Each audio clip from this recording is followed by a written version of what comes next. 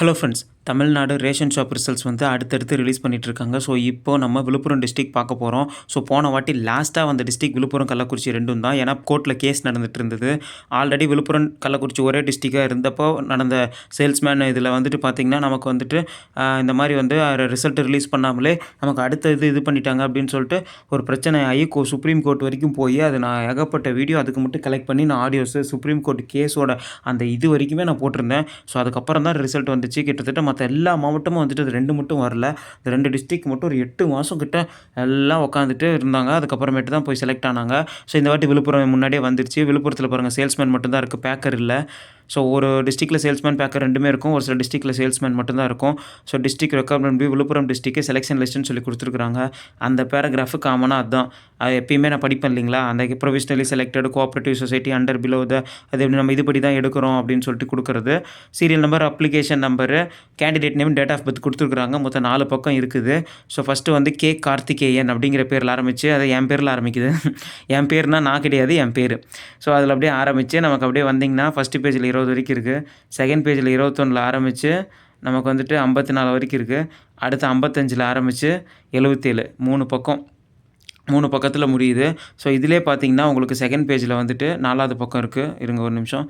4வது பக்கத்தில் உங்களுக்கு அந்த இது தான் கொடுத்துருக்குறாங்க, பேராகிராஃப் மாதிரி. இதில் 2 நோட் இருக்குது. அது என்னன்னு நம்ம கண்டிப்பாக படிச்சிருவோம். ஸ்டார் வேறு வச்சுருக்காங்க, அதையும் படிச்சிருவோம். ஸோ, அந்த எப்படி நம்ம கொடுத்துருக்காங்க அப்படின்னு சொல்லிட்டு ஒரு நிமிஷம் இருங்க, மேலேருந்து வரேன். பாருங்கள், இந்த மொத்த பிடிஎஃப்லேயும் ஸ்டார் வச்சுருக்காங்க. அதை வந்து மென்ஷன் பண்ணியிருக்கிறாங்க. இங்கே பாருங்கள், 48வது இடத்துல ஸ்டார் வச்சுருக்காங்க. 30104121 J Subbalakshmi 4/2/1983 date of birth. அவங்களுக்கு மட்டும் ஸ்டார் வச்சுருக்காங்க. ஸ்டார் வச்சதுக்கப்புறம் அது ஏன் அப்படிங்கிறத கீழே கொடுத்துருக்காங்க. The result of the candidate register number கொடுத்துட்டு is withheld pending receipt and acceptance of certain documents called for the candidate. The individual selection and allotment order to the selection candidates will be sent through register post. நல்லா கவனிங்க, எல்லாருக்குள்ளே இல்லைங்க. அந்த star வச்சவங்க வந்து பார்த்திங்கன்னா இந்த register நம்பரில் இருக்கவங்க வெயிட்டிங் லிஸ்ட்டில் இருக்கிறாங்க, அவங்க பெண்டிங்கில் இருக்கிறாங்க.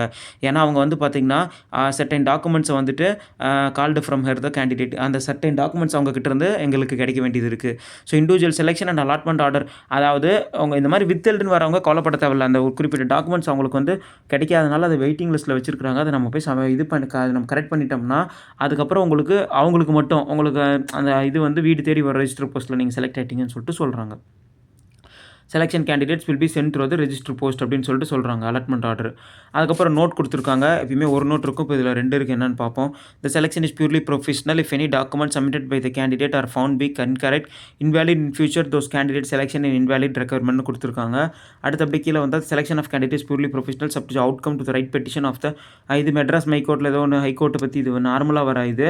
ஃபஸ்ட்டு இருக்கிறது வந்து அந்த மேலே இருக்கிறது தான், அந்த மேலே ஒரு பேராகிராஃப் கொடுத்துருக்காங்க இல்லையா ஃபஸ்ட்டு, அதே தான் இங்கே நோட் மாதிரி பாருங்கள். இங்கே இருக்கிறது தான் அங்கே கொடுத்துருக்குறாங்க. அதெல்லாம் ஒன்றும் இல்லை, பியூர்லாக ப்ரொஃபஷனலாக செலக்ட் பண்ணுறோன்னு சொல்லிட்டு. அதுக்கப்புறம் நமக்கு டேட் கொடுத்துருக்காங்க, விழுப்புரம்னு கொடுத்துருக்காங்க. அதோட நமக்கு அதுக்கப்புறம் நம்ம டேட் கொடுத்துருக்காங்க, விழுப்புரம்னு கொடுத்துருக்காங்க. ஸோ, இதோட வந்துட்டு நம்ம விழுப்புரத்தோட இது முடியுது. அடுத்தடுத்த டிஸ்ட்ரிக்ட் ரிசல்ட் வந்துடும். கண்டிப்பாக நான் வீடியோவில் சொல்கிறேன். நம்ம சேனல் டிஎன்பிஎஸ்சி இனோவேஷன் சேனல் ரெகுலராக நம்ம சேனலை ஃபாலோ பண்ணுங்கள். தேங்க்யூ.